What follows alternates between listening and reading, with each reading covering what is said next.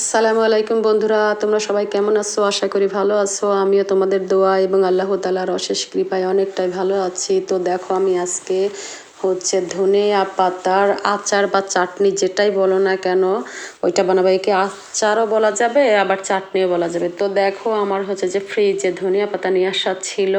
তো কিছুটা কয়েকটা পেকে গেছে। আসলে ফ্রেশ ধনিয়া পাতা হলে আরও বেশি ভালো হয়। তো আমার কিছুটা ফ্রেশও আছে আজকের নিয়ে আসা, আর কিছুটা গত 2 দিন আগের নিয়ে আসা ধনিয়া পাতা। তো আমি এগুলা দেখো খুব সুন্দর করে পরিষ্কার করে ধুয়ে পানি ঝরিয়ে কেটে রেখেছি। আর এখানে একটা বাটিতে আমি কিছু তেঁতুল পানির মধ্যে ভিজিয়ে রাখছি, যেন এটা থেকে আমি কাত বার করতে পারি আর কি, রস রস যেটাকে বলে আর কি।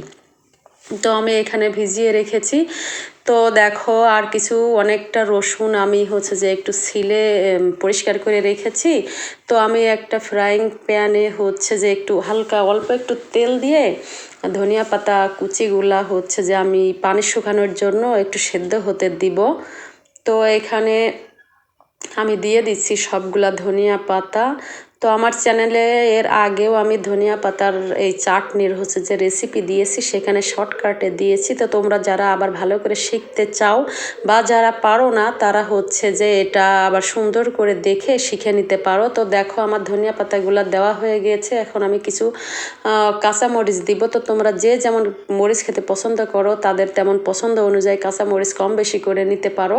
তো আমি কিছু রসুনও এখন দিয়েছি, আর কিছুটা রসুন আমি রেখে দিচ্ছি, পরে দিব।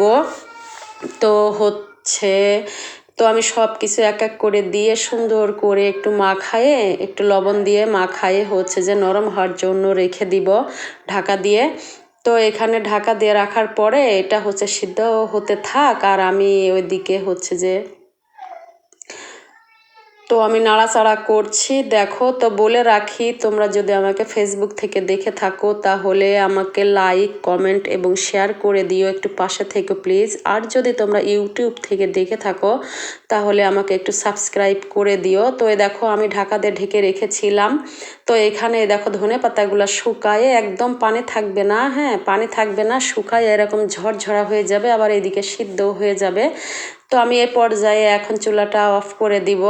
তো এটা আমি পাটায় আর ব্লেন্ডারেও ব্লেন্ড করে নিতে পারো, অথবা শিলপাটাতে পিষে নিতে পারো। তো আমি বেটে নিয়েছি শিলপাটাতে। তো আমি আর একটা ফ্রাইং প্যানে এখানে আমি কিছুটা সাদা তেল দিয়েছি। এখানে তোমরা সরিষার তেলটাও ইউজ করতে পারো। তো আমার সরিষার তেলটা বাসাতে ছিল না, যার জন্য আমি একটু সাদা তেল দিয়েছি। তো ওই যে বললাম যে আগে আমি কিছুটা রসুন রেখে দিয়েছি কাজে লাগবে বলে। তো এই দেখো, সেই রসুনগুলো আমি তেলের মধ্যে দিয়ে দিয়েছি। আর এভাবে দেখো, আমি ধনিয়া পাতাটা কিভাবে একটু সাবা সাবা মতো থাকবে সেরকম পর্যায়ে আমি বেটে রেখেছি। তো এখানে কিন্তু একদম মিহি করা যাবে না, একটু সাবা সাবা গাছ গাছ মতো থাকবে। এরকম পর্যায়ে আসা পর্যন্ত তোমরা এটা পেস্ট করে নেবে। তো আমি এখানে কড়াইয়ের মধ্যে রসুন আর ধনিয়া পাতা এগুলা দিয়ে একটু মিশিয়ে নিচ্ছিলাম। তো একে একে সমস্ত উপকরণগুলো আমি এখানে দিয়ে দিব।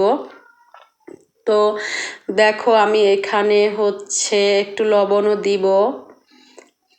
তো এইভাবে নাড়তে থাকছি, মনে হচ্ছে যে এখানে আমার কোনো তেল নেই, তাই না? তো দেখো, আমি এখানে এই যে আদা বেটে রেখেছিলাম, আর আদা দিয়ে দিচ্ছি। তারপর একটু আদাটা মাখায় নিব। তারপর আমি একটু হলুদ দিব। আর ওই যে তেঁতুলের যে কাতটা বলেছিলাম, রসটা দিব। তো আমার এখন হঠাৎ মনে পড়লো যে না, আমার রসটা দিয়ে আমি আর একটা রেসিপি তৈরি করব। তো আমি রসটা পুরোটা দিব না। তো এইখানে আমি তেঁতুলের বিচি সহ তেঁতুলটাই দিচ্ছি, আর কিছুটা কাদ আমি বের করে আলাদা করে রেখে দিচ্ছি। তো তেঁতুলের বিচি সহও দিতে পারো, এটাও কিন্তু যখন খাবে তখন এটাও বেশ হাত দিয়ে চেটে চেটে খেতে কিন্তু বেশ মজাই লাগে। তো তোমরা এভাবেও দিতে পারো, আবার শুধু বিচি বার করে শুধু কাতটাও দিতে পারো। তো দেখো, আমি এখানে একটু হলুদ, একটু সরিষা আমি একটু হলুদের গুঁড়া আর একটু মরিচ গুঁড়া দিয়েছি। তো সবগুলা দিয়ে আমি একটু নাড়াচাড়া করে একটু ফ্রাই করতে থাকবো। যখন একটু এগুলা দেখবো যে তেল উপরে উঠে আসছে বা সুন্দর একটা ভাজা ভাজা হয়েছে, কালারটা চেঞ্জ হয়ে এসেছে, সে পর্যায়ে পর্যন্ত ওই পর্যায়ে আসা না পর্যন্ত আমি এটা ভাজতে থাকবো সুন্দর করে। চুলা কিন্তু বেশি জোর আছে দেওয়া যাবে না এবং একদম লো আছেও দেওয়া যাবে না, একটু মিডিয়ামের থেকে একটু কম আছে দিবা, না হলে কিন্তু পুড়ে যাবে। আর পুড়ে গেলে কিন্তু আচারটা মোটে ভালো লাগবে না, এর ফ্লেভারটা সম্পূর্ণটাই চলে যাবে আর তিতা লাগতে পারে। তো আমি এখানে দেখো সব উপকরণগুলো দিয়ে হচ্ছে যে আমি মাখাইয়ে মিক্সড করে নিচ্ছি। তো এখানে আমি একটু গোটা রসুন দিয়েছি এই জন্য যে এটা কিন্তু যখন আমি ভাতের সাথে মাখিয়ে খাবো, রসুনগুলা ভেঙে ভেঙে যখন খাবো এটা কিন্তু খুব টেস্টি লাগে, আমার ভালো লাগে। এখন জানি না তোমাদের কার কেমন লাগবে। তো এই দেখো আমি নাড়াচাড়া করে করে যখন এরকম একটা পর্যায়ে চলে এসেছে, ভাজা ভাজা হয়ে গেছে আর কালারটাও দেখো চেঞ্জ হয়ে গেছে, তো সে পর্যায়ে আমি একটু চিনি দিয়েছি। যে যেমন পছন্দ করো, যতটা মিষ্টি পছন্দ করবে, টক এবং ঝাল লবণ একটা সব কিছুর কম্বিনেশনে তুমি হচ্ছে যে মিষ্টিটা দেবে। বেশি মিষ্টি হয়ে গেলেও কিন্তু ভালো লাগে না। তো আমি হচ্ছে দিয়েছি আর আমি দেখছি যে রসুনগুলো আসলে সিদ্ধ হয়েছে কি না। তো হ্যাঁ, আমি দেখতে একটু হচ্ছে যে স্পুনের সাহায্যে আমি হচ্ছে যে দেখতেছিলাম, তো ভালোই সিদ্ধ হয়ে গেছে। এখন আমি একটু নাড়াচাড়া করব, করার পরে আর একটু ভেজে ভেজে নিয়ে দেখো তেলটা কেমন উপরে উঠে আসছে। তো আমার রান্নাটা কিন্তু অলরেডি কমপ্লিট হয়ে গেছে।